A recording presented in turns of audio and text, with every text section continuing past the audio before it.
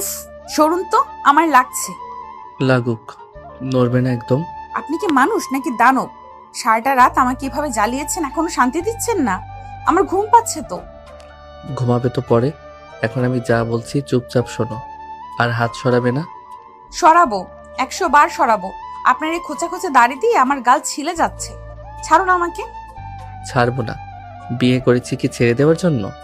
বিশাল বেডরুমের ভারী পর্দাগুলো টানা, তাই বাইরের কড়া রোদ ভেতরে ঢুকতে পারছে না। আবসা অন্ধকারে বিছানার ঠিক মাঝখানে আয়ান নদীকে নিচের বাহুডোরে শক্ত করে আটকে রেখেছে।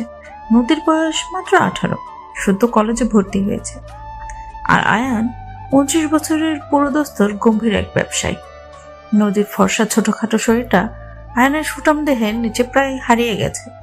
নদী কিছুক্ষণ আগে ঘুম থেকে উঠেছে। ওঠার পরেই চেষ্টা করতেই আয়ান তাকে আবার টেনে বুকের সাথে মিশিয়ে নিয়েছে। নদীর পরনে গত রাতের সেই মেরুন রঙের স্লিভলেস নাইটিটা এখনো বেশ এলোমেলো। তার গলার কাছে এবং ঘাড়ে আয়ানের ভালোবাসার স্পষ্ট লালচে দাগ। নদী যতই ছাড়া পাওয়ার জন্য ছটফট করছে, আয়ান ততই তাকে আষ্টপৃষ্টে জড়িয়ে ধরেছে। আয়নের এক পা নদীর দুপায়ের মাঝে ভাঁজ করা, আর এক হাত নদীর কোমরের নিচে। নদীর চুলগুলো বালিশের উপর ছড়িয়ে আছে। আয়ান তার মুখটা নদীর গলার ভাঁজে ডুবিয়ে রেখেছে, যার ফলে তার দাড়ির খোঁচায় নদী সুরসুরি আর ব্যথা দুটোই পাচ্ছে। আপনি অফিসে যাবেন না? 10টা বাজে। না, আজ যাব না। কেন? বস কি আপনাকে ছাতাটা করেছে? আমি বস, নদী। আমাকে ছাঁটাই করার কেউ নেই। আর আজ আমার বউয়ের সাথে জরুরি মিটিং আছে বিছানায়। ছি, আপনি এত অসভ্য কেন? সকাল বেলায় কেউ এমন করে? ছাড়ুন, আমার ক্ষুধা পেয়েছে। আমারও ক্ষুধা পেয়েছে, তবে খাবারের ক্ষুধা না। আয়ান কথাটি বলি নদীর ঠোঁটের দিকে এক দৃষ্টিতে তাকালো। নদীর ফর্সা গাল মুহূর্তে লজ্জায় লাল হয়ে উঠল। সে জানে আয়ান কি ইঙ্গিত করছে। গত 6 মাসে নদী মানুষটাকে যতটা চিনেছে, তাতে সে জানে আয়ানের ক্ষুধা সহজে মেটে না। আয়ান নদীর চিবুকটা ধরে তার মুখটা উঁচিয়ে ধরল। নদীর কাজুর কালো চোখ দুটো ভয়ে আর লজ্জায় কাঁপছে। আয়ান তার বুড়ো আঙ্গুল দিয়ে নদীর ঠোঁটটা আলতো করে ঘষে দিল। রুমের এসি চলছে, তবুও নদীর কপালে বিন্দু বিন্দু ঘাম। সে আয়নের বুকের লোমগুলো খামচে ধরল। আয়ন একটু সময় নষ্ট না করে নদীর ঠোঁট দখল করে নিল। সকালবেলার এই আদরটুকু যেন নদীর সারা শরীরে রক্ত প্রবাহ বাড়িয়ে দিল। প্রথমে নদী একটু বাধা দেওয়ার চেষ্টা করলেও আয়নের অভিজ্ঞ ছোঁয়ায় তার কাছে সে বরাবর মতো হার মানল। আয়নের হাত নদীর পিঠ বেয়ে নিচে নামতেই নদী উহ করে শব্দ করে উঠল এবং আয়ানকে আরো শক্ত করে জড়িয়ে ধরল। আয়ান প্লিজ, কেউ চলে আসবে। দরজা লক করা, কেউ আসবে না। মা ডাকবে তো। আমি নিচে না গেলে মা ভাববে আমি কত অলস। মা জানে তার ছেলে আজ বাড়িতে। মা ডিস্টার্ব করবে না। তুমি চুপচাপ আমাকে আদর করো। আয়ান নদীকে উল্টে বিছানায় শুইয়ে দিল এবং নিজে তার উপরে উঠে এলো। নদীর স্পন্দন এখন দ্রুত লয়ে চলছে। আয়ান নদীর গলার কাছে মুখ দিয়ে গভীর চুমু খেলো। নদীর শরীরটা ধনুকের মতো বেঁকে উঠল। সে আয়নের চুলে হাত বুলিয়ে দিতে লাগলো। এই পিচ্চি মেয়েটা আয়নের জীবনে আসার পর থেকে আয়নের রুক্ষ মেজাজটা যেন শুধু এই 4 দেয়ালের ভেতরেই গলে জল হয়ে যায়। বাইরে সে বাঘ, কিন্তু নদীর কাছে সে শুধুই এক প্রেমিক পুরুষ। প্রায় আধা ঘন্টা পর আয়ান নদীকে ছাড়লো, কিন্তু বিছানা থেকে নামলো না। সে নদীর বুকে মাথা রেখে শুয়ে রইল। নদী হাঁপাচ্ছে, তার চুলগুলো মুখের উপর এসে পড়েছে। এবার হয়েছে? উঠবেন? তবে গোসলটা একসাথে করব। অসম্ভব, আমি আপনার সাথে বাথরুমে যাব না। গতবার যা করেছিলেন আমার লজ্জা করে। লজ্জা নারীর ভূষণ, তবে বরের সামনে লজ্জা পেতে নেই। চলো। আয়ান কথা না বাড়িয়ে নদীকে পাজাকোলা করে তুলে নিল। নদী ছোট বাচ্চার মতো আয়নের কোলে গুটিসুটি মেরে রইল। সে জানে এখন না করা মানে অরণ্যের রোদন। আয়ান তাকে নিয়ে ওয়াশরুমের দিকে এগিয়ে গেল। ওয়াশরুমের দরজা বন্ধ করার শব্দ হলো। ভিতরে জলের শব্দের সাথে মিশে রইল নদীর খিলখিল হাসি আর আয়নের ভারী গলার খুরছুটি। ঘড়ির কাঁটায় বেলা 12টা। চৌধুরী বিল নিচতলায় ড্রয়িং রুমে বসে বেশ হইচই হচ্ছে। আয়নের মা রিহানা বেগম সোফায় বসে আছেন। তার সামনে আছে আয়নের ছোট বোন রিমঝিম আর মেজো ভাই আরিফের বউ ভাবনা। তারা সবাই অধীর আগ্রহে অপেক্ষা করছে। আর শুক্রবার ছুটির দিন, তাই বাইরের পরিবেশটা বেশ জমজমাট। কিরে ভাবনা, তোর ভাসুর আজ যা কি এখনো নামলো না? বেলা তো অনেক হলো। মা, তুমি তো জানোই ভাইয়া আজ বাড়িতে, আর নতুন বিয়ে হয়েছে, একটু দেরি তো হবেই। তুমি বরং খাবার রেডি করো। ভাবি, তোমার কি মনে হয় ভাইয়া আজ ভাবিকে নিয়ে ঘুরতে বের হবে? আমি কিন্তু সাথে যাব। তুই কেন যাবি? ওরা কাপল, ওদের স্পেস দে। তুই বরং তোর বয়ফ্রেন্ডের সাথে চ্যাট করো। ড্রয়িং রুমে হাসির রোদ পড়ে গেল। ঠিক তখনই সিঁড়িতে পায়ের শব্দ শোনা গেল। সবাই সেদিকে তাকালো। আয়ান আর নদী নামছে। আয়নের পরনে সাদা টি শার্ট আর ব্লু জিন্স, চুলগুলো ভেজা। আর নদীর পরনে একটা গোলাপি রঙের সালোয়ার কামিজ, চুলগুলো তোয়ালে দিয়ে পেঁচানো। তাকে সদ্য ফোটা গোলাপের মতো লাগছে। তবে নদীর হাঁটার গতি একটু ধীর। সে আয়নের হাত ধরে খুব সাবধানে নামছে। তার চোখে মুখে লজ্জা। কি ব্যাপার, এত হাসাহাসি কেন? কোনো জোকস হচ্ছে? আরিফ পত্রিকা থেকে মুখ তুলে, আরে ভাইয়া, গুড মর্নিং, মানে গুড নুন। আমরা তো ভাবলাম তোমরা আজ লাঞ্চের আগে রুম থেকেই বেরোবে না। আরিফ, বেশি কথা বলছিস। পড়াশোনা বাদ দিয়ে এখানে কি করছিস? আয়নের ধমক খেয়ে আরিফ চুপ হয়ে গেল। আয়ান সোফায় এসে বসলো। নদী গিয়ে রেহানা বেগমের পাশে বসলো। রেহানা বেগম আদরের নজরে নদীর দিকে তাকালেন। তিনি দেখলেন নদীর ঘাড়ের কাছে একটা কালশিটে দাগ, যা ওনার দিয়ে ঢাকার চেষ্টা করেও পুরোপুরি ঢাকা যায়নি। তিনি মুচকিয়ে হাসলেন। বৌমা, তোমার কি শরীর খারাপ? চোখ মুখ ফোলা লাগছে। না মা, আমি ঠিক আছি। আসলে একটু মাথা ধরেছিল। মাথা তো ধরবেই, ভাইয়া যা রোমান্টিক। চুপ কর তো রিমঝিম। নদী রিমঝিমের পিঠে একটা কিল বসিয়ে দিল। আয়ান সেদিকে তাকে হাসলো না, কিন্তু তার চোখের দৃষ্টি নরম। সে রফিক চাচাকে ডাকলো। রফিক চাচা, 1 কাপ ব্ল্যাক কফি দাও, আর নদীর জন্য 1 গ্লাস অরেঞ্জ জুস। জি ছোট সাহেব, দিচ্ছি। রফিক চাচা চলে গেলেন। আয়ান তার ফোনটা বের করে কিছু একটা চেক করছে। নদী আর চোখে আয়নার দিকে তাকাচ্ছে। একটু আগে সেই পাগল প্রেমিক লোকটা এখন সবার সামনে কত গম্ভীর। এই দৈত্য রূপটাই নদীকে সবচেয়ে বেশি আকর্ষণ করে। হঠাৎ কলিং বেল বেজে উঠল। কে এলো অসময়ে? রফিক, দেখ তো। রফিক চাচা দরজা খুলতেই ভেতরে প্রবেশ করলো এক যুবক। তার হাতে একগুচ্ছ লাল গোলাপ আর একটা গিফটের প্যাকেট। ছেলেটার নাম নীল, নদীর কলেজের বন্ধু। নীলকে দেখা মাত্র নদীর মুখটা ফ্যাকাশে হয়ে গেল, আর আয়নের ফোন দেখা বন্ধ হয়ে গেল। সে ধীরে ধীরে মাথা তুলে দরজার দিকে তাকালো। আয়নের চোয়াল শক্ত হতে শুরু করেছে। আসসালামু আলাইকুম আন্টি, কেমন আছেন? ওয়ালাইকুম আসসালাম।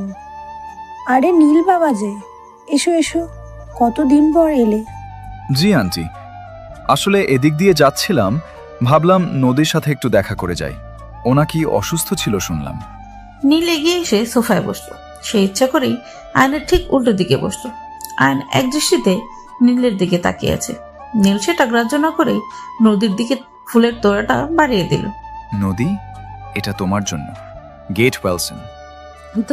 ধন্যবাদ নীল, কিন্তু তুই কেন এলি? আমি তো ঠিকই আছি। বন্ধু অসুস্থ হলে কি পারমিশন নিয়ে আসতে হয়? বাই দ্য ওয়ে, আয়ন ভাইয়া কেমন আছেন? ভালো ছিলাম, এখন আর নেই। কেন ভাইয়া, কোনো সমস্যা? আমার বাড়িতে অবাঞ্ছিত কেউ ঢুকলে আমার সমস্যা হয়। আয়নার কথায় ঘরের পরিবেশ মুহূর্তেই থমথমে হয়ে গেল। রেহানা বেগম অবাক হয়ে ছেলের দিকে তাকালেন। ভাবনা আর আরিফ মুখ চাওয়াচাই করছে।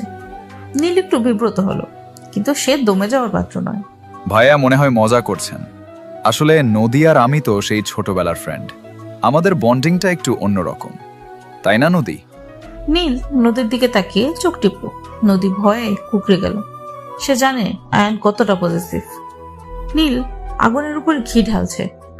আয়ান এবার সোজা হয়ে বসলো। সে কফির কাপটা টেবিলে রাখলো। শব্দটা বেশ জোরে হলো। ছোটবেলার বন্ডিং ছোটবেলায় থাকাই ভালো। এখন নদী মিসেস চৌধুরী, ওর ভালো মন্দ দেখার জন্য আমি আছি। বাইরের কারো সহানুভূতির দরকার নেই। আপনি ভুল বুঝছেন ভাইয়া, আমি তো জাস্ট ফ্রেন্ড হিসাবে। ফ্রেন্ড? আমি জানি তোমরা কেমন ফ্রেন্ড।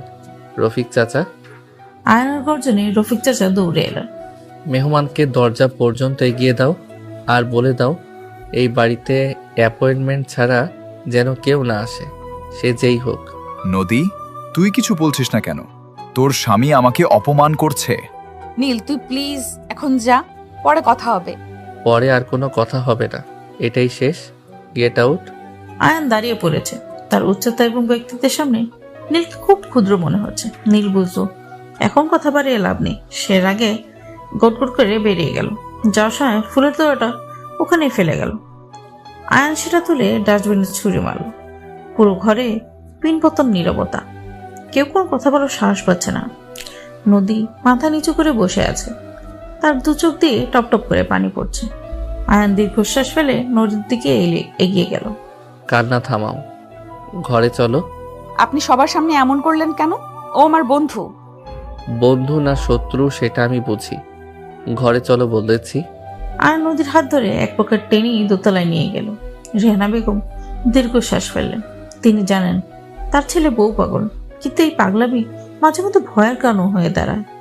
মাস্টার বেডরুমের দরজাটা দরম করে বন্ধ করে দিল আয়ান। দরজায় পিঠ ঠেকিয়ে দাঁড়ালো।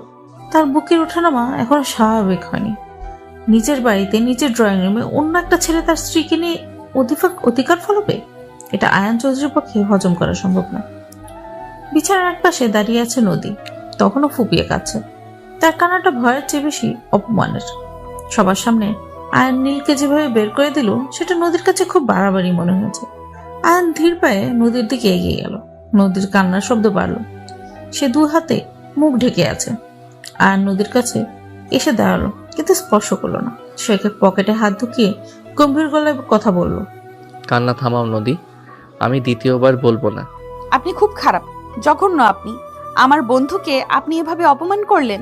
নীল আমার ক্লাসমেট, ও আমাকে দেখতে এসেছিল। আপনি কেন এমন করলেন? সবাই কি ভাবলো বলুন তো? কে কি ভাবলো তাতে আমার কিছু যায় আসে না। আর ওই ছেলেকে বন্ধু বলো না।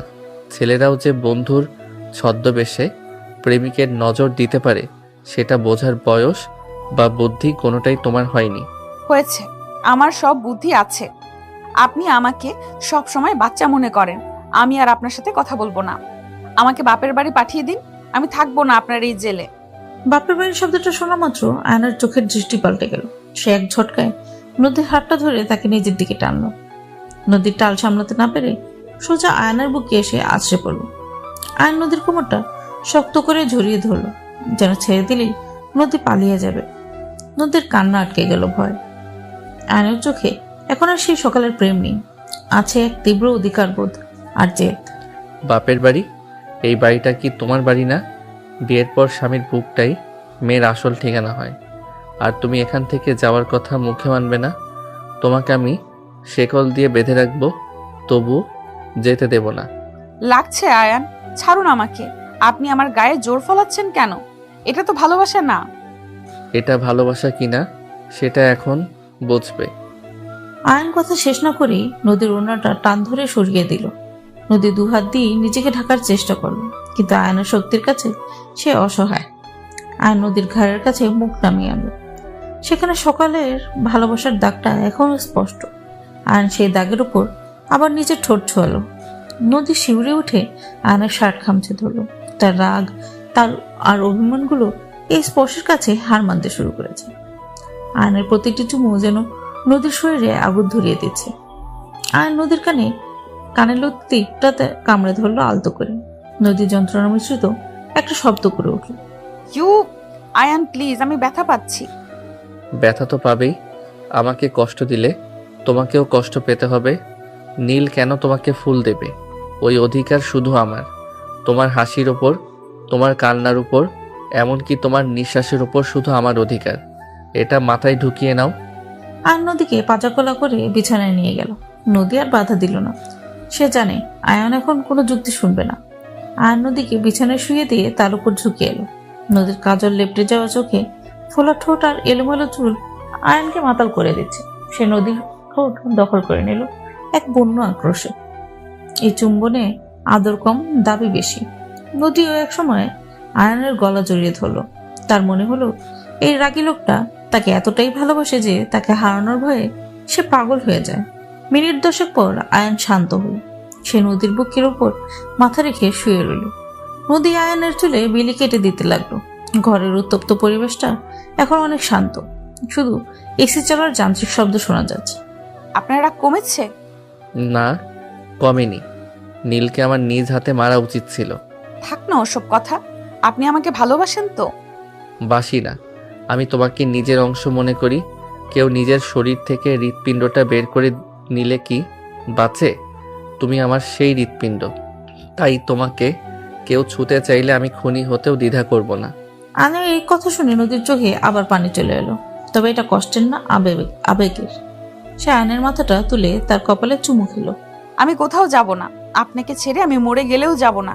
এবার উঠুন, আমার ক্ষুধা পেয়েছে। চলো, আজ তোমাকে আমি নিজের হাতে খাইয়ে দেব। দুপুর করে বিকাল। চৌধুরী ভিলা আয়ান আর নদী লাঞ্চ শেষ করে রুমে এসেছে। রেহানা বেগম খাবার টেবিলে ছেলের বউকে খাইয়ে দেওয়ার দৃশ্য দেখে মুচকে এসেছে, কিন্তু কিছু বলেননি। আরিফার রিমঝিম অবশ্য আয়ালে অনেক হাসাহাসি করেছে। এখন নদী আয়নের কোলে মাথা রেখে সোফায় শুয়ে আছে। আয়ান ল্যাপটপে কিছু একটা দেখছে আর মাঝে মধ্যে নদীর মাথায় হাত বুলিয়ে দিচ্ছে। শুনুন না, বলো। কাল থেকে তো আমার কলেজ বন্ধ। পরীক্ষার জন্য স্টাডি লিভ দিয়েছে। আমি কি কয়েকদিন মায়ের কাছে গিয়ে থাকবো? না। কেন? প্লিজ, সাগর ভাইয়া বলছিল আমাকে নিয়ে যাবে। সাগরকে আমি বলে দেব আসার দরকার নেই, তোমার পরীক্ষার সামনে। এখন ওখানে গেলে পড়াশোনা হবে না, সারাদিন আড্ডা আর ঘোরাঘুরি করবে। তার চেয়ে বাসায় থাকো, আমি তোমাকে গাইড করব। আপনি গাইড করবেন? তার মানে আবার সেই মাস্টারই? আল্লাহ, আমাকে বাঁচাও। নাটক করবে না। আজ সন্ধ্যায় ফিজিক্স আর কেমিস্ট্রি নিয়ে বসবে। আমি অফিস থেকে ফিরে পড়া ধরব। আপনি অফিস যাবেন? আজ তো ছুটি নিয়েছিলেন। একটা ইমার্জেন্সি মেইল এসেছে। সাউথ প্রজেক্টের সাইটে একটু ঝামেলা হয়েছে, আমাকে একবার যেতে হবে। আয়ান ল্যাপটপ বন্ধ করে উঠে দাঁড়ালো। নদী সোজা হয়ে বসলো। তার মুখটা আবার গম্ভীর হয়ে গেছে। আয়ান চলে গেলে তা একদম ভালো লাগে না, বিশেষ করে আজ দুপুরের ঘটনার পর তার মনটা একটু খারাপ। আয়ান বেডরুম থেকে একটা শার্ট বের করে পরতে লাগলো। নদী উঠে গিয়ে আয়নার সামনে দাঁড়ালো। সে নিজ হাতে আয়নার শার্টের বোতাম লাগিয়ে দিতে শুরু করলো। আয়ন মুগ্ধ হয়ে তার পিচি বইয়ের কাণ্ড দেখছে। কি হলো হঠাৎ এত সেবা? বর অফিস যাচ্ছে, একটু গুছিয়ে দেবো না? তাছাড়া তাড়াতাড়ি ফিরবেন কিন্তু। ফিরবো। আর শোনো, আমি না আসা পর্যন্ত রুম থেকে বের হবে না। আর ওই ফোনটা আমাকে দাও। ফোন কেন? কারণ আমি চাই না ওই নীল বা অন্য কেউ তোমাকে ডিস্টার্ব করুক। আমি ফিরে এসে ফোন দেব। নদী অনিচ্ছা সত্ত্বেও ফোনটা আয়নের হাতে তুলে দিল। আয়নের ফোনটা পকেটে নিয়ে নদীর কপালে একটা চুমু দিয়ে বেরিয়ে গেল। নদীর জানলায় দাঁড়িয়ে দেখলো আয়নের গাড়িটা গেট দিয়ে বেরিয়ে যাচ্ছে। তার মনটা হঠাৎ করে কেন যেন কুকাচ্ছে। মনে হচ্ছে কিছু একটা হতে চলেছে। সন্ধ্যা 7টা। পুরো চৌধুরী ভিলা আজ বেশ শান্ত। লোডশেডিং চলছে যে এলাকায়। জেনারেটর আলোয় বাড়িটা জ্বলছে। নদী তার রুমে পড়ার টেবিলে বসে আছে, সামনে ফিজিক্স বই খোলা, কিন্তু তার মন পড়ে আছে ফোনের দিকে। আয়ন ফোনটা নিয়ে গেছে, তাই সেই সময়ও দেখতে পারছে না। হঠাৎ দরজায় টোকা পড়লো। কে? সুমনা? দরজা খুলে যে ভেতরে ঢুকলো সে সুমনা নয়, সে রিমঝিম, আয়নের ছোট বোন। তার হাতে একটা প্লেট, তাতে কিছু ফল কাটা। রিমঝিমের মুখটা একটু চিন্তিত। ভাবি, তুমি কি পড়ছো? পড়ার চেষ্টা করেছি রে। তোর ভাইয়া যা টাস্ক দিয়ে গেছে শেষ না করলে রাতে কপালে শনি আছে। ভাইয়া তো এখনো ফিরলো না, ফোনও ধরছে না, মা টেনশন করছে। কি বলছিস? এখন তো 7টা বাজে। বলেছিল তাড়াতাড়ি ফিরবে। নদীর বুকের ভেতরটা ধক করে উঠল। আয়ন সাধারণত কথা দিয়ে কথা রাখে। সে দেরি করলে অবশ্যই জানাতো, কিন্তু তার কাছে তো ফোন নেই। নদী অস্থির হয়ে উঠল। সে রিমঝিমের ফোনটা চাইলো। দে তো ফোনটা, আমি ট্রাই করি। নদী আয়নের নাম্বারে কল দিচ্ছে। রিং হচ্ছে, কিন্তু কেউ ধরছে না। পরপর 3বার কল দেওয়ার পর চতুর্থবার কলটা রিসিভ হলো, কিন্তু ওপাশ থেকে আয়নের গলা শোনা গেল না। ভেসে এলো এক যান্ত্রিক মেইলি কণ্ঠ। আপনার ডায়ালকৃত নাম্বারটি এই মুহূর্তে ব্যস্ত আছে। মানে কেউ কেটে দিয়েছে। নদী অবাক হলো। আয়ন তো কখনো তার কল কাটে না। ঠিক তখনই রিমঝিমের ফোনে একটা মেসেজ এলো আননোন নাম্বার থেকে। রিমঝিম ফোনটা ওপেন করতেই তার চোখ কপালে উঠল। সে দ্রুত ফোনটা নদীর দিকে বাড়িয়ে দিল। ভাবি, দেখো এটা কি? নদী ফোনটা হাতে নিয়ে দেখলো একটা ছবি। ছবিটা ঝাপসা, কিন্তু বোঝা যাচ্ছে এটা কোনো বারের দৃশ্য। আর ছবির মাঝখানে যে লোকটা বসা, সেই হচ্ছে আয়ান। আর তার ঠিক পাশে বসে আছে একটা মেয়ে। মেয়েটার হাত আয়ানের কাঁধের উপর। মেয়েটাকে নদী চেনে না, কিন্তু তার পরনে খুব উগ্র পোশাক। নিচে ক্যাপশনে লেখা, তোমার স্বামী এখন অনেক ব্যস্ত, অপেক্ষা করো। নদীর হাত থেকে ফোনটা পড়ে গেল বিছানায়। তার মাথাটা ঘুরছে। আয়ান বারে অন্য মেয়ের সাথে, এটা অসম্ভব। আয়ান তো মদ ছয় না, আর সে তো বলেছিল সাইটে যাচ্ছে। এটা ফেক, এটা এডিট করা ছবি রিমঝিম। তোর ভাই এমন করতেই পারে না। আমিও তো তাই ভাবছি ভাবি, কিন্তু নাম্বারটা কার? আর ভাইয়া ফোন ধরছে না কেন? নদী বিছানায় বসে পড়ল। তার বিশ্বাস তার অবিশ্বাসের দোলাচলে মনটা ছটফট করছে। ঠিক তখনই নিচতলায় গাড়ি হর্ন শোনা গেল। আয়ন ফিরেছে। নদী দৌড়ায় জানালায় গেল। দেখলো আয়ন গাড়ি থেকে নামছে, কিন্তু সে একা নয়। ড্রাইভার সিট থেকে আয়ন নামলো, আর প্যাসেঞ্জার থেকে নামলো সেই মেয়েটা যে ছবিতে ছিল। মেয়েটা বেশ লম্বা, সুন্দরী, পরনে মডার্ন ড্রেস। সে আয়নের হাত ধরে কিছু একটা বলছে আর হাসছে। নদীর পৃথিবীটা যেন পায়ের নিচ থেকে সরে গেল। সে দ্রুত পায়ে সিঁড়ির দিকে দৌড় দিল। রিমঝিম তার পিছু নিল। ভাবি শান্ত হও, সিনকিট করো না, আগে ভাইয়াকে জিজ্ঞেস করো। নদী কারো কথা শোনার অবস্থায় নেই। সে এক দৌড়ে ড্রয়িং রুমে চলে এলো। আয়ান আর ওই মেয়েটা তখনও দরজার কাছে দাঁড়িয়ে। রেনা বেগম ঘর থেকে বেরিয়ে এসেছে। মা, ও মীরা, আমার নতুন বিজনেস পার্টনারের ওয়াইফ। ওর গাড়ি নষ্ট হয়ে গেছে, তাই ড্রপ করে দিলাম। ও একটু রেস্ট নেবে। মীরা নামটা শুনে নদী থমকে দাঁড়ালো। ছায়ানের অফিস ফাইলের মধ্যে একবার এই নামটা দেখেছিল, কিন্তু মেয়েটাকে সরাসরি দেখলো আজ। মীরা দেখতে অসম্ভব সুন্দরী, কিন্তু তার চোখের চাউনি নদীর ভালো লাগলো না। মীরা আয়নার দিকে তাকিয়ে এমন ভাবে হাসছে যেন তাদের মধ্যে অনেক পুরনো সম্পর্ক। নদী এগিয়ে গিয়ে আয়নার সামনে দাঁড়ালো। আয়ন নদীকে দেখে একটু অবাক হলো। নদীর চোখ মুখ লাল, চুল এলোমেলো। নদী, তুমি নিচে কেন? তোমাকে বলেছিলাম না রুমে থাকতে? আপনি কোথায় ছিলেন আর ফোন ধরছিলেন না কেন? আমি ড্রাইভ করছিলাম আর ফোন সাইলেন্ট ছিল। কি হয়েছে? এমন করছো কেন? নদী রিমঝিমের হাত থেকে ফোনটা নিয়ে সেই ছবিটা আয়নের চোখের সামনে ধরলো। এটা কি? এই ছবিটা কে পাঠালো? আপনি এই মহিলার সাথে বাড়ি কি করছিলেন? আয়ন ছবিটা দেখে চমকে উঠলো। তার ভ্রু কুচকে গেল। সে মীরার দিকে তাকালো। মীরাও ছবিটা দেখলো এবং মুচকে হাসলো। ও, এটা তো আমাদের বিজনেস মিটিং এর ছবি, কিন্তু এত ক্লোজ কে তুললো? আর ক্যাপশনটা তো বেশ ইন্টারেস্টিং। নদী, এটা একটা মিস আন্ডারস্ট্যান্ডিং। আমরা একটা ডিল সাইন করতে লাউঞ্জে বসেছিলাম। এটা বার্না, আর ছবিটা এমন অ্যাঙ্গেল থেকে তোলা যে মনে হচ্ছে ও আমার গায়ে পড়ে আছে। মিথ্যা বলবেন না। লাউঞ্জে বসে কেউ এভাবে গায়ে হাত দেয়?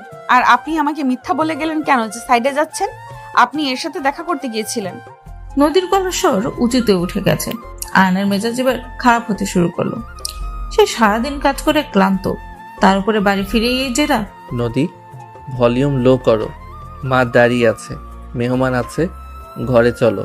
আমি বুঝিয়ে বলছি। আমি কোথাও যাব না। আগে বলুন এই মেয়েটা কে, আর ও কেন আমাদের বাড়িতে? হ্যালো পিচ্চি, আমি মীরা, আয়ানের বলতে পারো খুব কাছের বন্ধু। আর তুমি নিশ্চয়ই নদী। আয়ান বন্ধু, তুমি খুব ছোট, কিন্তু এতটা ছোট ভাবিনি। বাচ্চারা বড়দের ব্যাপারে কথা বলে না। মীরার এই ব্যঙ্গাত্মক কথা নদীর গায়ে আগুনের মতো লাগলো। সে কিছু বলার আগেই আয়ন ধমক দিল। মীরা, তুমি ভেতরে গিয়ে বসো, আমি আসছি। আর নদী, তুমি এক্ষুনি রুমে যাও। আমি যাব না। আপনি ওই মেয়েকে বের করে দিন। ও আমাকে অপমান করেছে। নদী, আমার ধৈর্যের পরীক্ষা নিও না। আমি বলেছি রুমে যাও। আয়নের ধমকে নদী কেঁপে উঠল। তার চোখ দিয়ে পানি গড়িয়ে পড়ল। সে বিশ্বাস করতে পারছে না আয়ান তার পক্ষ না নিয়ে ওই বাইরের মেয়েটার পক্ষ নিচ্ছে। নদী আর এক মুহূর্ত সেখানে দাঁড়ালো না। সে কাঁদতে কাঁদতে দৌড়ে দোতলায় চলে গেল। যাওয়ার সময় সে নিচের ঘরের দরজাটা এত জোরে লাগালো যে পুরো বাড়ি কেঁপে উঠল। আয়ান কপাল চেপে ধরল। সে বুঝতে পেরেছে পরিস্থিতি খারাপের দিকে যাচ্ছে। মীরা সোফায় বসে পায়ের উপর পা তুলে হাসছে। বউটা তো বেশ জ্যালাস তোমার। সামলাতে পারবে তো আয়ান, নাকি সাহায্য লাগবে? তুমি চুপ করো মীরা। এই ছবিটা কে পাঠিয়েছে সেটা আমি বের করব। আর যদি এতে তোমার হাত থাকে তবে আমার চেয়ে খারাপ কেউ হবে না। আয়ান রাগে হনহন করে উপরে উঠে গেল, কিন্তু বেডরুমের দরজা ভেতর থেকে লক করা। আয়ান নক করলো। নদী, দরজা খোলো, কথা শোনো। চলে যান আপনি, ওই ডাইনির কাছে যান, আমার কাছে আসবেন না। আমি আজই বাপের বাড়ি যাব। নদী, পাগলামি করো না। দরজা না খুললে আমি কিন্তু দরজা ভেঙে ঢুকবো। ভেতর থেকে কোনো সাড়া এলো না, শুধু কান্নার আওয়াজ শোনা যাচ্ছে। আয়ান দরজায় একটা ঘুষি মারল। সে বুঝতে পারছে এটা নীল বা তার কোনো শত্রুর কাজ। তারা আয়ান আর নদীর মধ্যে ফাটল ধরাতে চাইছে। আর মীরা, সে আগুনের মতো, যেখানে যাবে সেখানেই পোড়াবে। আজ রাতটা আয়নার জন্য অনেক দীর্ঘ হতে চলেছে। এক পাশে অভিমানী পচি বউ, আরেক পাশে ষড়যন্ত্রকারী এক্স গার্লফ্রেন্ড। আয়ন চৌধুরীকে আজ তার জীবনের সবচেয়ে কঠিন ব্যালেন্স গেমটা খেলতে হবে। নদী, শেষবার বলছি দরজাটা খোলো। আমার কিন্তু মেজাজ খারাপ হচ্ছে। তুমি কি চাও আমি সবার সামনে দরজা ভেঙে ভেতরে ঢুকি? ভাঙুন, আপনি তো সব ভেঙে দিয়েছেন। আমার বিশ্বাস, আমার ভালোবাসা, সব। দরজার আর কি দোষ? ভাঙুন। নাটক বন্ধ করো নদী, আমি চাবি নিয়ে আসছি। আর একবার যদি ভেতরে ঢুকি তখন কিন্তু কান্নাকাটি করে লাভ হবে না। চৌধুরী ভিলার দোতলার করিডোরে এখন পিনপতন নীরবতা, শুধু আয়নের ভারী গলার গর্জন ছাড়া। ঘড়িতে রাত 8টা বাজলেও মনে হচ্ছে গভীর রাত। আয়ন দরজার সামনে অস্থিরভাবে পায়চারি করছে। তার ফর্সা কপালে চিন্তার ভাঁজ, গলার রগগুলো ফুলে উঠেছে। শার্টের হাতা গোটানো, টাইটা গলায় আলগা হয়ে ঝুলছে। সে দরজায় আবার জোরে একটা থাবা দিল। করিডোরের অন্য প্রান্তে দাঁড়িয়ে আছে আয়নার মা রেহানা বেগম, ছোট বোন রিমঝিম, মেঝে ভাই আরিফ আর তার স্ত্রী ভাবনা। সবার মুখেই আতঙ্কের ছাপ। সাধারণত আয়না নদীর ঝগড়া তাদের বেডরুমের 4 দেয়ালের মধ্যেই সীমাবদ্ধ থাকে, কিন্তু আজ বিষয়টা করিডোর পর্যন্ত গড়িয়েছে, মানে পরিস্থিতি গুরুতর। রেহানা বেগম তার ছেলের এই রুদ্রমূর্তি দেখে এগিয়ে আসার সাহস পাচ্ছে না, আবার বৌমার কান্না শুনে স্থিরও থাকতে পারছেন না। আয়ান, তুই একটু শান্ত হ বাবা। ও বাচ্চা মেয়ে, ভয় পাচ্ছে। তুই এভাবে ধমকাচ্ছিস কেন? মা, তুই মাঝখানে কথা বলো না। ও বাচ্চা না, ও এখন বেয়াদব হয়ে গেছে। মেহমানের সামনে সিন ক্রিয়েট করে এখন দরজা আটকে বসে আছে। ভাইয়া, ভাবি কিন্তু এমনি এমনি সিন ক্রিয়েট করেনি। ওই ছবিটা আমিও দেখেছি, রিমঝিমের ফোনেই এসেছে। ভাবির জায়গায় অন্য কেউ হলে তো বাড়ি মাথায় তুলে ফেলতো। তুমি ভাবিকে দোষ দিচ্ছ কেন? আরিফের কথায় আয়ন থমকে দাঁড়ালো। আরিফ সাধারণত বড় ভাইয়ের চোখের দিকে তাকিয়ে কথা বলে না, কিন্তু আজ সে নদীর পক্ষ নিচ্ছে।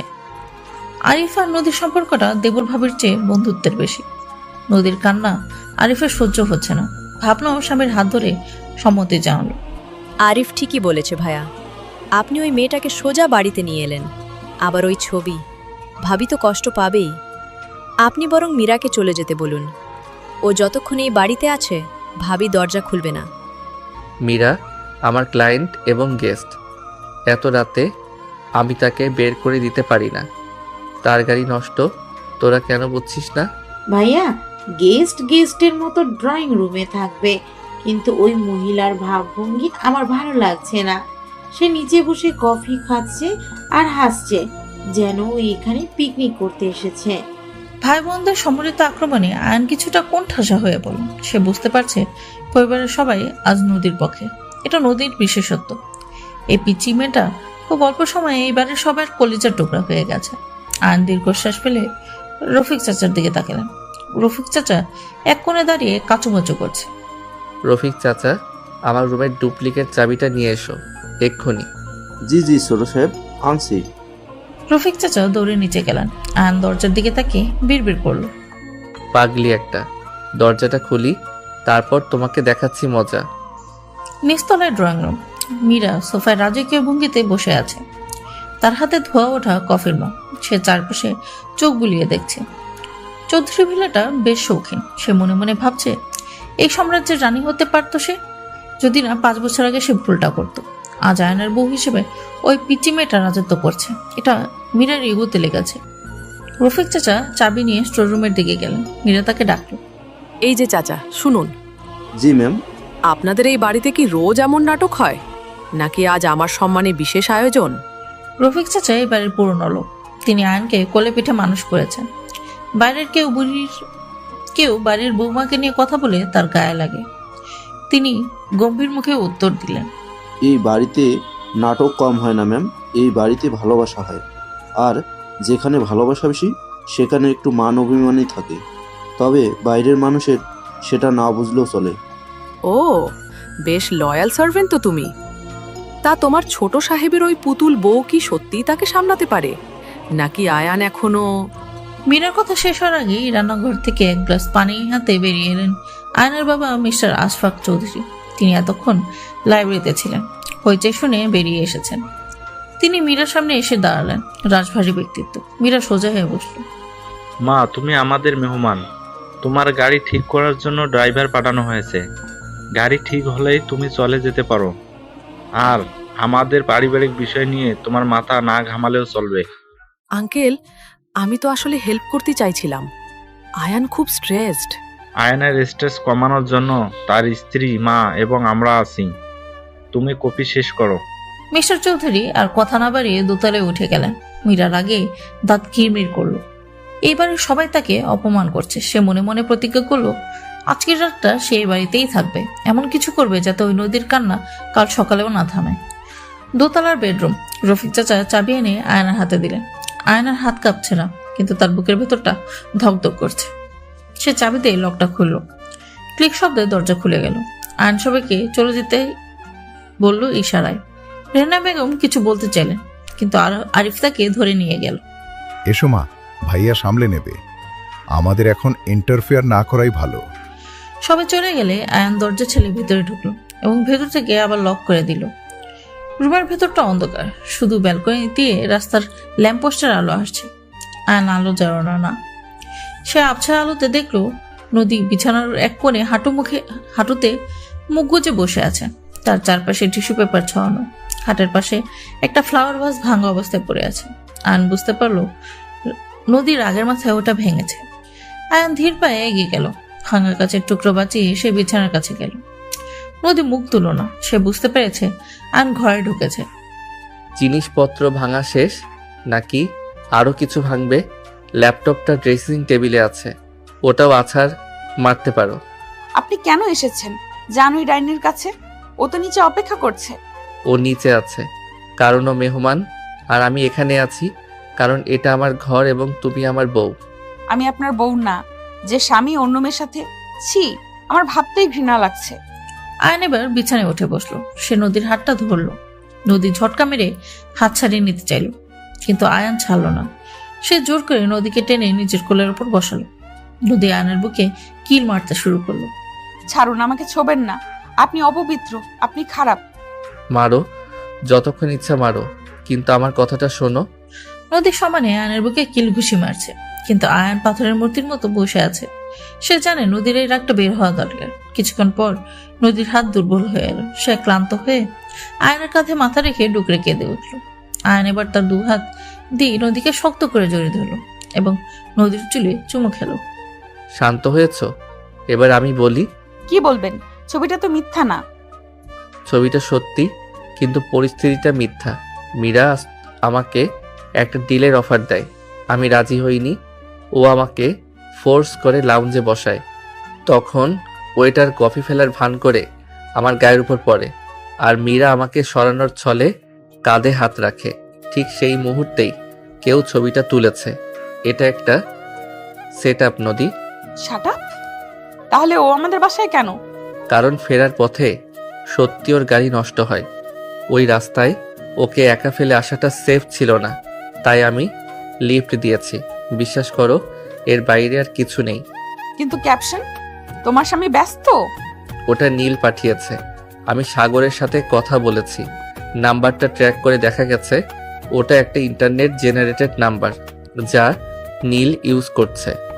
ওরা চাইছে আমাদের মধ্যে ঝগড়া লাগাতে, আর তুমি বোকার মতো ওদের ফাঁদে পা দিলে। নদী চুপ হয়ে গেল। সে আয়নের হার্টবিট শুনতে পাচ্ছে। এর হৃদস্পন্দন কি মিথ্যা বলতে পারে? আয়ন তার চিবুক ধরে মুখটা তুলে ধরল। অন্ধকারেও নদীর চোখ দুটো জ্বলজ্বল করছে। তুমি কি আমাকে বিশ্বাস করো না পিচ্ছি? আমি কি তোমাকে ঠকিয়ে অন্য কারো কাছে যাব? আমার চোখের দিকে তাকিয়ে বলো, আমি কি সেটা করতে পারি? কিন্তু আমার ভয় করে। ও অনেক সুন্দর, অনেক স্মার্ট। আমি তো ওর মতো না, আমি তো বাচ্চা, কিছুই বুঝি না। তুমি বাচ্চা, আর সেটাই তোমার শক্তি। ওর মতো প্লাস্টিকের সৌন্দর্য দিয়ে ঘর সাজানো যায়, কিন্তু সংসার করা যায় না। আমার এই পিচ্চি বউটার মতো কেউ আমাকে শাসন করতে পারবে? কেউ আমাকে এভাবে মারতে পারবে?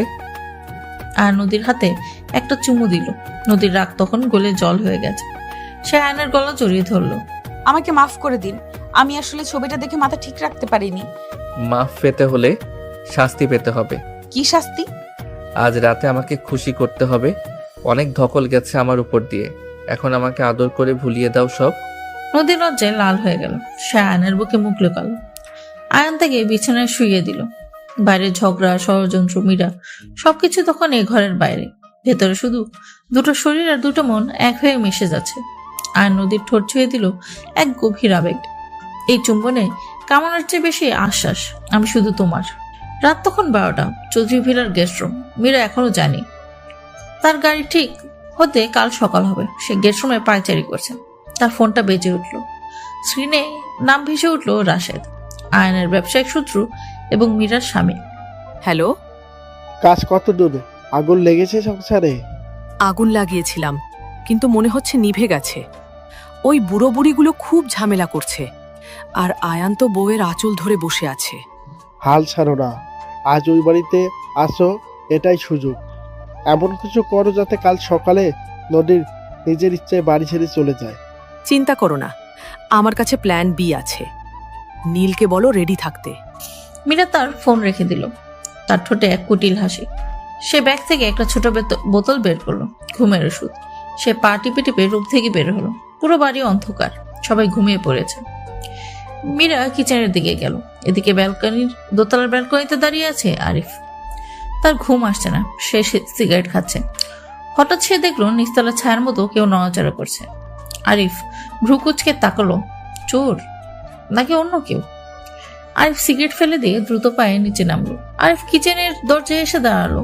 দেখলো মীরা ফ্রিজ খুলে পানির বোতলে কিছু একটা মেশাচ্ছে। আরিফ চমকে উঠলো। সে মোবাইলে ফ্ল্যাশলাইট জ্বালালো। কে ওখানে? মীরা ভাবি? আলো পড়তেই মীরা চমকে উঠলো। তার হাত থেকে ওষুধের বোতলটা পড়ে গেল, কিন্তু সে চট করে সেটা পা দিয়ে সরিয়ে দিল। আরিফ এগিয়ে এলো। এত রাতে এখানে কি করছেন?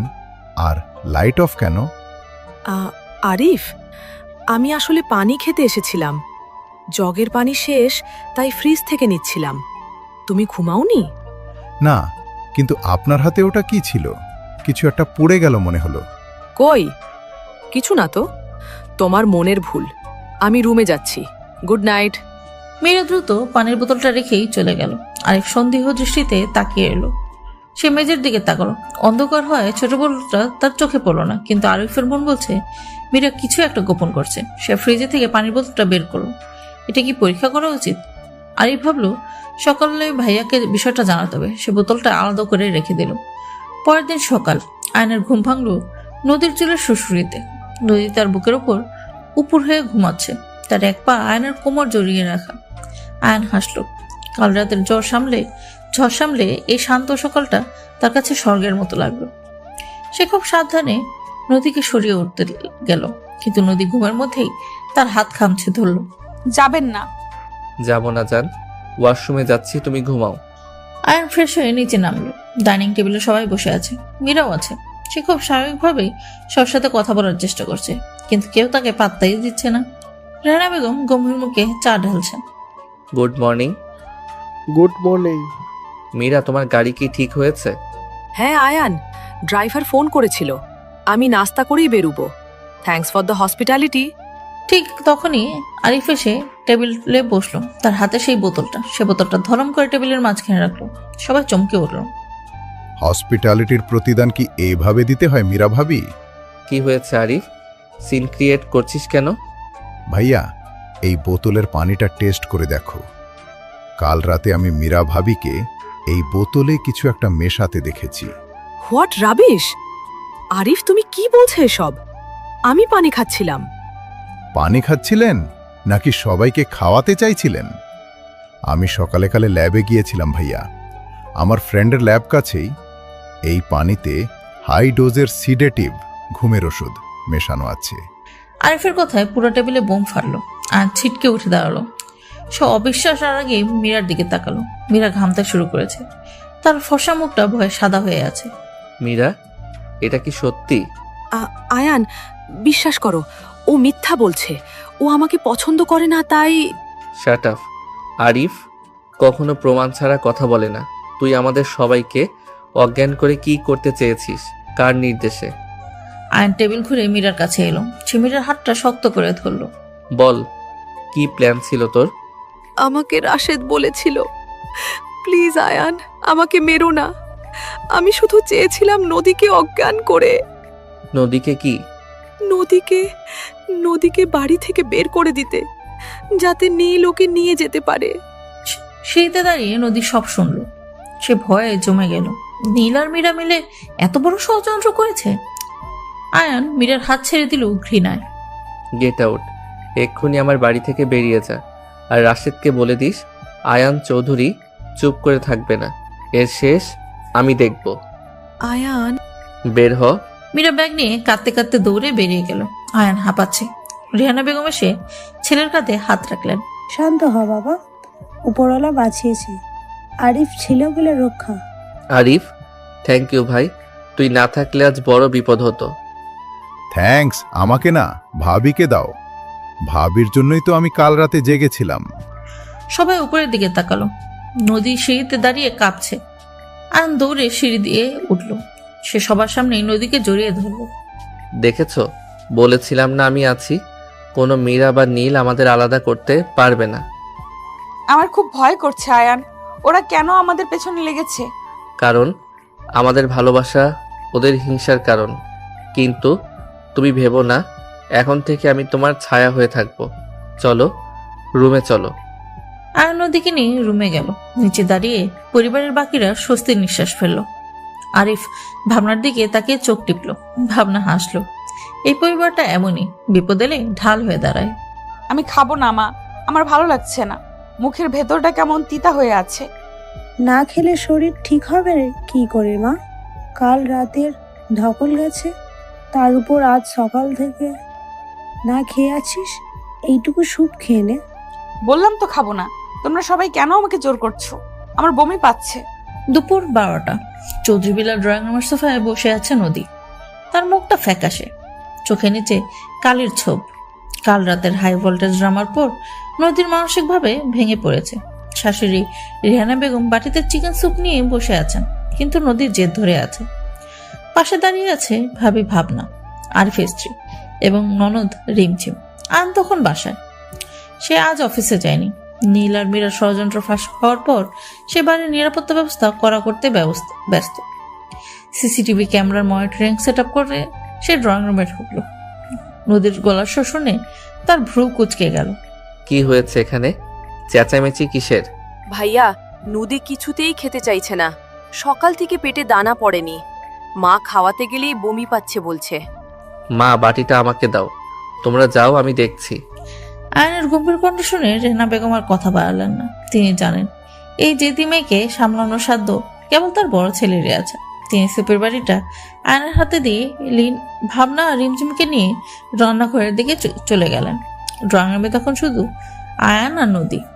আয়ান বাটিটা টি টেবিলে রাখলেন। তারপর নদীর পাশে বসে তার কপালে হাত দিল। গা হালকা গরম। আর নদীর কাঁধ ধরে তাকে নিজের দিকে ফেরালো। আমার দিকে তাকাও। তাকাবো না। আপনিও আমাকে বকা দিবেন। সবাই আমাকে বকা দেয়।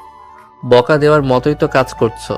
না খেলে অসুস্থ হয়ে পড়বে, তখন স্যালাইন দিতে হবে। সূচ ফোটালে খুব ভালো লাগবে। আপনি খুব নিষ্ঠুর। আমি অসুস্থ আর আপনি আমাকে সূচের ভয় দেখাচ্ছেন। আমি নিষ্ঠুর বলেই তো তোমাকে ভালোবাসি। এখন লক্ষ্মী মেয়ের মতো স্যুপটা খেয়ে নাও, নইলে আমি কিন্তু অন্য পদ্ধতি অবলম্বন করব। অন্য পদ্ধতি মানে? মানে মুখে করে খাওয়াতে হবে, যেমন ছোট পাখিরা তাদের ছানাকে খাওয়ায়। ট্রাই করব? ড্রয়িং রুমের দরজা কিন্তু খোলা, কেউ দেখে ফেললে আমার দোষ নেই। আয়নের কথা শুনে নদীর চোখ বড় বড় হয়ে গেল। সে জানে আয়ন যা বলে তা করার সাহস রাখে। লজ্জায় তার কান লাল হয়ে উঠল। সে তাড়াতাড়ি সুপের বাড়িটা হাতে তুলে নিল। না না, আমি খাচ্ছি। আপনার খাওয়াতে হবে না, অসভ্য লোক একটা। আয়ন মুচকি হাসলো। নদীর চামচ দিয়ে স্যুপ খাচ্ছে আর আয়ন এক দৃষ্টিতে তার দিকে তাকিয়ে আছে। মেয়েটা যখন গাল ফুলিয়ে রাগ করে তখন তাকে পৃথিবীর সবচেয়ে সুন্দর লাগে। আয়ন টিস্যু দিয়ে নদীর ঠোঁটের কোণে মুছে দিল। খাওয়া হলে রেস্ট নাও, আমি আরিফের সাথে একটু বেরোবো, কিছু লিগেল কাজ আছে। রাশেদ আর নীলকে তো এমনি ছেড়ে দেওয়া যায় না। আপনি আবার বেরোবেন? আমার ভয় করছে আয়ান, যদি ওরা আপনার কোনো ক্ষতি করে। আমার ক্ষতি করার ক্ষমতা ওদের নেই। বাঘের গুহায় হাত দিলে কি হয় সেটা ওরা আজ বুঝবে। তুমি চিন্তা করো না, আমি বিকেলের মধ্যেই ফিরবো। বিকাল 3টা, চৌধুরী গ্রুপের হেড অফিস। কনফারেন্স রুমে বসে আছে আয়ান, আরিফ আর পুলিশ সুপার সাগর। আরিফ শুধু আয়নের ভাই নয়, সে আইনের ছাত্র ছিল এক সময়। তা আইনের মারপ্যাচগুলো সে ভালো বুঝে। সাগরের সামনে কিছু ফাইল খোলা। দোস্ত, মীরার বিরুদ্ধে তো স্ট্রং এভিডেন্স আছে। আরিফ বোতলটা সিজ করেছিল, ওটায় ফিঙ্গারপ্রিন্ট আর ট্র্যাক্স দুটোই পাওয়া গেছে। কিন্তু সমস্যা হলো নীলকে নিয়ে। সমস্যা কিসের সাগর ভাই? নীল তো কিডন্যাপ করার চেষ্টা করেছিল, আর কালকের ফেক ছবিটাও তো ওর কাজ। জানি, কিন্তু নীল প্রভাবশালী বাপের বেটা। ওর বাবা মিনিস্ট্রি লেভেলের তদবির চালাচ্ছে।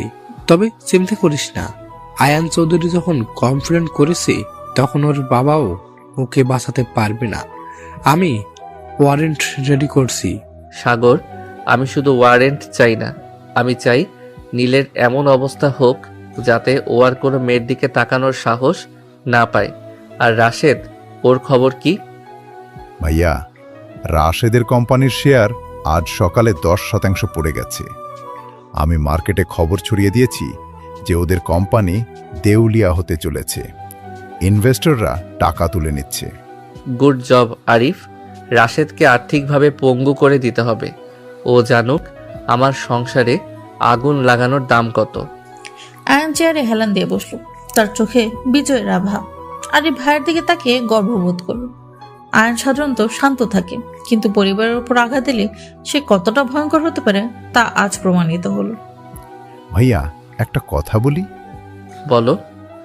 ভাবির শরীরটা কিন্তু আসলেই ভালো যাচ্ছে না। মা বলছিল ভাবির লক্ষণগুলো একটু অন্যরকম। তুমি কি খেয়াল করেছো? অন্যরকম মানে? ও তো টেনশনে আছে। শুধু টেনশন না ভাইয়া, মা বলছিল ভাবির মর্নিং সিকনেস হচ্ছে, মাথা ঘুরছে, খেতে পারছে না। এগুলো মানে কোনো গুড নিউজের লক্ষণ হতে পারে। আরিফের কথায় আয়ান চমকে উঠল। Good news? বাবা হওয়ার সুখবর? আয়ানের বুকের ভেতরটা ধক করে উঠল। কিন্তু নদীর বয়স তো কম, সামনে পরীক্ষা। এখনই কি এটা সম্ভব? আয়ন কলমটা হাত থেকে নামিয়ে রাখলো। তার চোখের দৃষ্টিতে এখন আর ব্যবসার কঠোরতা নেই, আছে এক অদ্ভুত ঘোর। কিরে দোস্ত, মামা হতে চলছি নাকি? মিষ্টি কবে খাওয়াচ্ছিস? বাজে বকিস না, নদী বাচ্চা মেয়ে, ও নিজেই তো একটা বাচ্চা। ভাইয়া, বাচ্চা মেয়েরাই তো মা হয়। তুমি বরং আজই ডাক্তার দেখাও। ডক্টর ফারিহাকে কল করব? আগে বাড়ি যাই, তারপর দেখা যাবে। মিটিং শেষ, চল আরিফ। আয়ন দ্রুত অফিস থেকে বেরিয়ে এলো।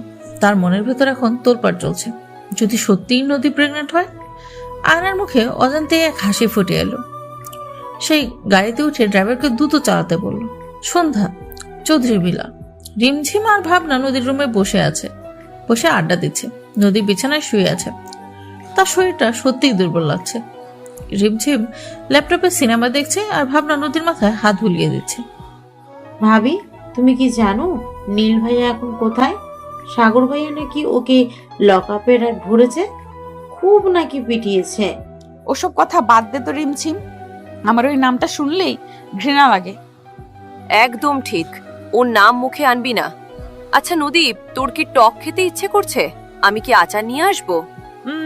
একটু আমড়া মাখা হলে ভালো হতো, খুব ঝাল আর টক দিয়ে। ভাবনা রিমঝিমের দিকে তাকিয়ে চোখ টিপ। রিমঝিম ফিক করে হাসলো। নদী বুঝতে পারলো না ওরা কেন হাসছে। তোরা হাসছিস কেন? আমি কি জোকস বললাম? না রে পাগলি, তুই বুঝবি না, আমি নিয়ে আসছি। ভাবনা উঠে গেল। ঠিক তখনই আয়ন রুমে ঢুকলো। রিমঝিম ভাইকে দেখে ল্যাপটপ বন্ধ করে দিল। ভাইয়া এসেছে, আমি পালাই। ভাবি, তোমার রোমান্স কিং চলে এসেছে। যা ভাগ। রিমঝিম দৌড়ে বেরিয়ে গেল। আয়ন দরজাটা চাপিয়ে দিয়ে ধীর পায়ে বিছানার কাছে এলো।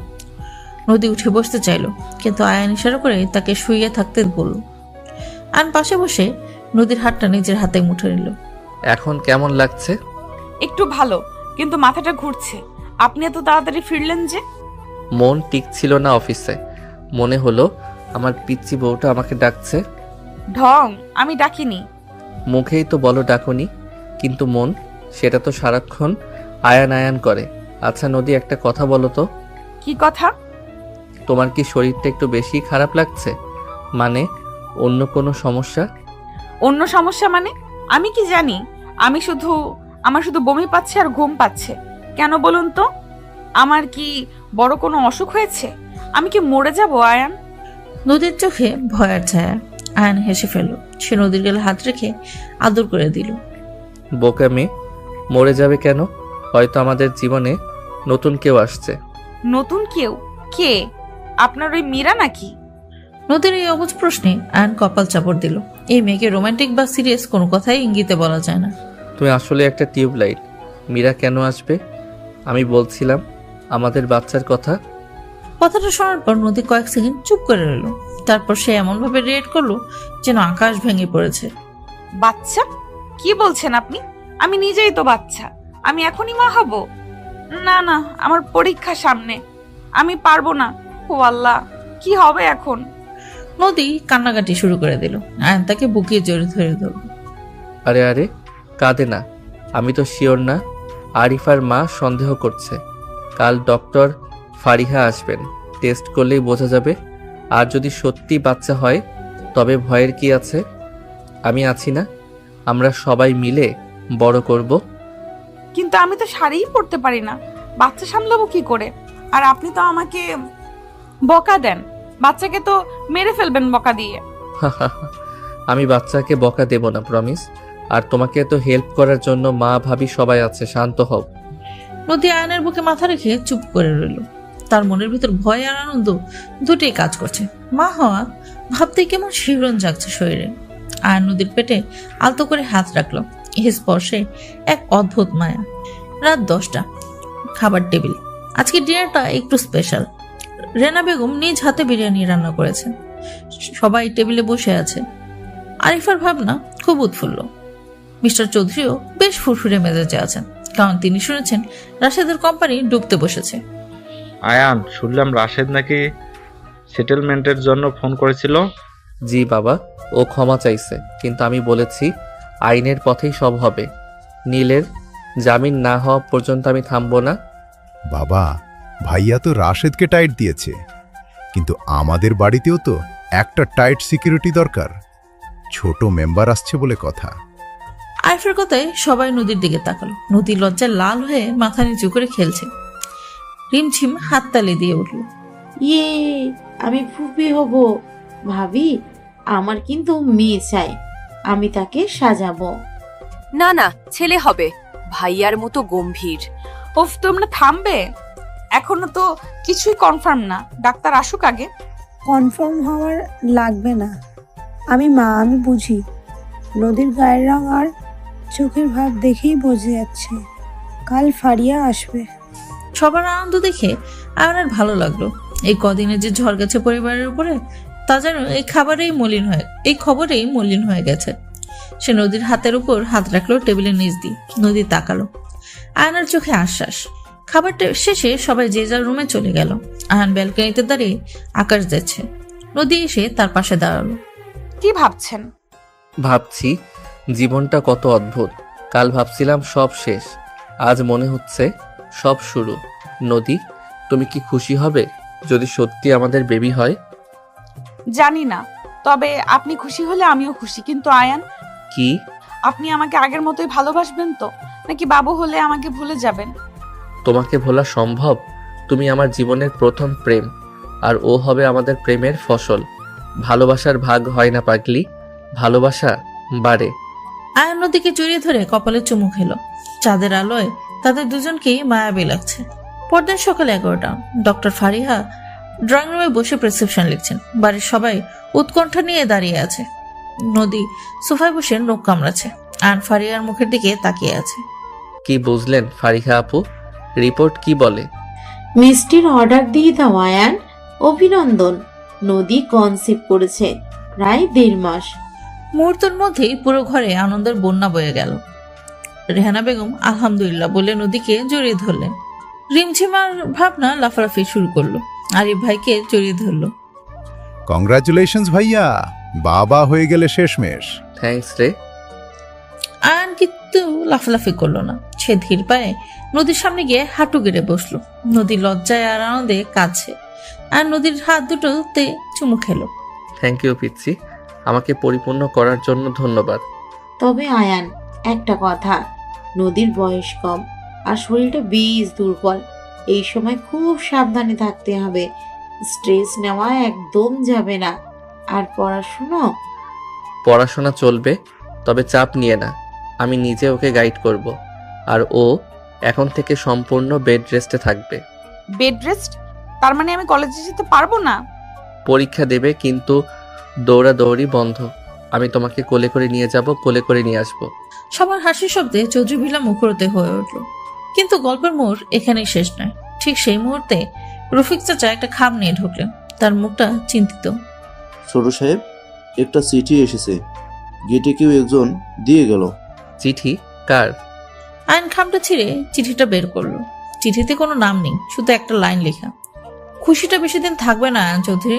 জেলের ভেতর থেকেও খেলা ঘোরানো যায়, প্রস্তুত থেকো। আয়নের মুখের হাসি মিলিয়ে গেল। সে বুঝতে পারলো এটা নীলের কাজ। এমনকি জেলের ভেতর থেকেও সে হুমকি দিচ্ছে। আয়ন চিঠিটা দলা পাকিয়ে পকেটে রাখলো। সে আজ প্রতিজ্ঞা করলো, তার স্ত্রী আর তার অনাগত সন্তানের গায়ে সে একটা আঁচড়ও লাগতে দেবে না।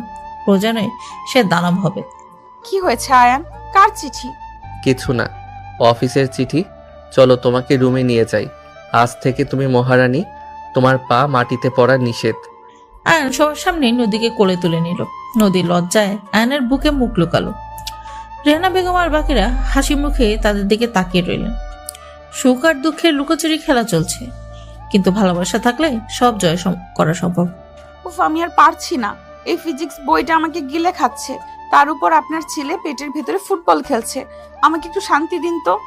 শান্তি চাইলে সিলেবাস শেষ করতে হবে। আর ফুটবল খেলছে কারণ ও জানে ওর মা এখন ফাঁকিবাজি করার চেষ্টা করছে।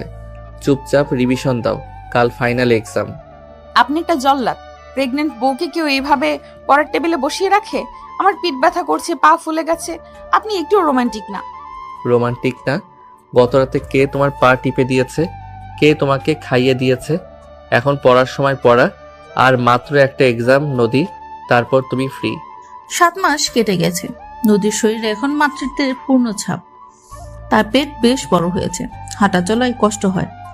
সে এখন এসএসসি পরীক্ষার শেষ পর্যায়ে। আয়ান তার কথা রেখেছিল। সে অফিসের কাজ কমিয়ে দিয়ে সারাদিন নদীর ছায়ার মতো পাশে থাকে। পড়ার টেবিল থেকে শুরু করে ডাক্তারের চেম্বার, আয়ান কোথাও নদীকে একা ছাড়ে না। নদী পড়ার টেবিলে বসে আছে, কিন্তু তার মন বসছে না। সে বারবার পেটে হাত বোলাচ্ছে। আয়ন পাশে বসে ল্যাপটপে কাজ করছে, কিন্তু তার তীক্ষ্ণ নজর নদীর দিকে। নদীর পরনে এখন ঢিলেঢালা সুতি ম্যাক্সি, চুলগুলো হাত খোফা করা। তাকে আগের চেয়েও বেশি মায়াবী লাগে। তবে মেজাজটা এখন সপ্তম আসমানে থাকে। হরমোনাল চেঞ্জের কারণে নদী কথায় কথায় রেগে যায়, আবার কথায় কথায় কাঁদে। আয়ন সবটাই ধৈর্য ধরে সামলায়। আয়ন ল্যাপটপ সরিয়ে নদীর পায়ের কাছে এসে বসলো। সে নদীর ফোলা পা দুটো নিজের কোলের উপর তুলে নিল। নদী চমকে উঠল।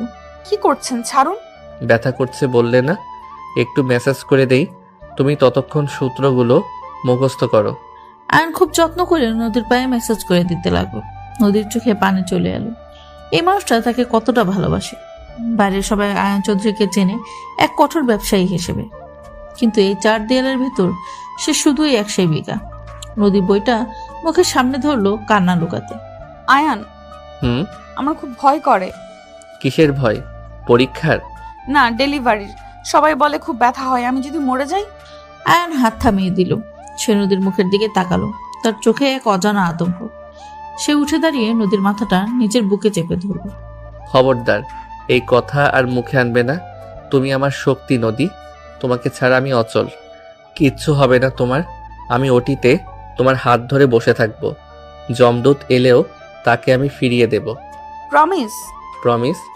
এবার পড়ো। পরদিন সকাল, পরীক্ষার হল। আয়ন নদীকে হলের গেট পর্যন্ত পৌঁছে দিতে এসেছে। সাথে আরিফ এবং রিমঝুমও আছে। বাড়ির সবাই খুব টেনশনে।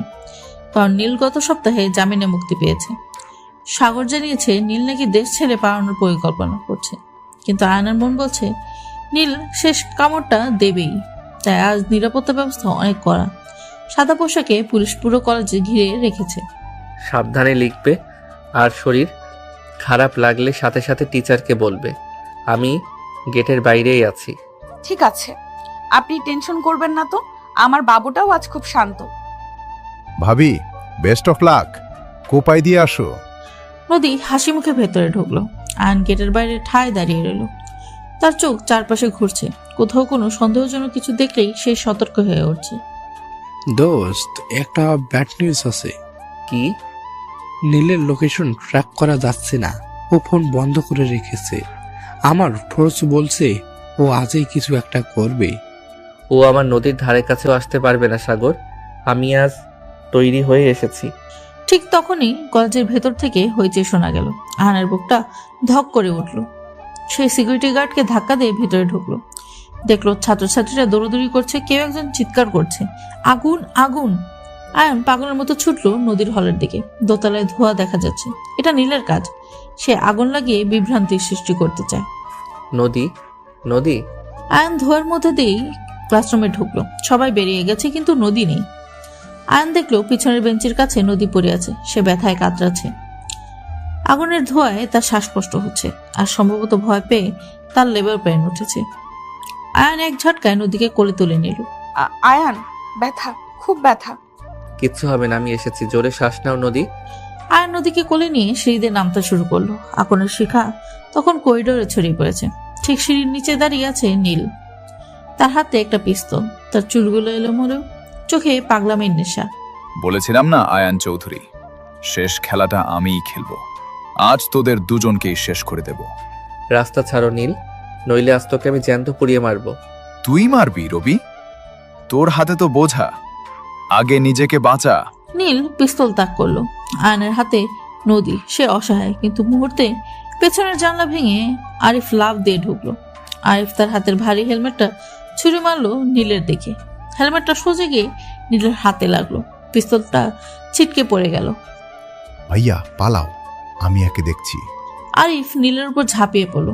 দুই ভাই আজ বাঘের মতো নড়ছে। আয়ান আর সময় নষ্ট করলো না। সে নদীকে নিয়ে দ্রুত বাইরে বেরিয়ে এলো। সাগর পুলিশ নিয়ে তখন ভেতরে ঢুকছে। আয়ান, গাড়িতে ওঠ, হাসপাতালে নিতে হবে, অ্যাম্বুলেন্স রেডি। আরিফ ভেতরে, ওকে দেখ সাগর। আয়ান নদীকে গাড়ির পেছনের সিটে শুইয়ে দিল। নদী যন্ত্রণায় চিৎকার করছে, তার পানি ভেঙে গেছে।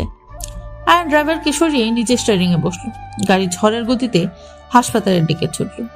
হাসপাতালের ওটি বাইরে আয়ান অস্থিরভাবে পায়চারি করছে। তার শার্টে রক্ত আর ধুলোবালি। রেহানা বেগম তসবি জমছে। মিস্টার চৌধুরী ছেলের কাঁধে হাত রেখে সান্ত্বনা দিচ্ছেন। রিমঝিম কাঁদছে।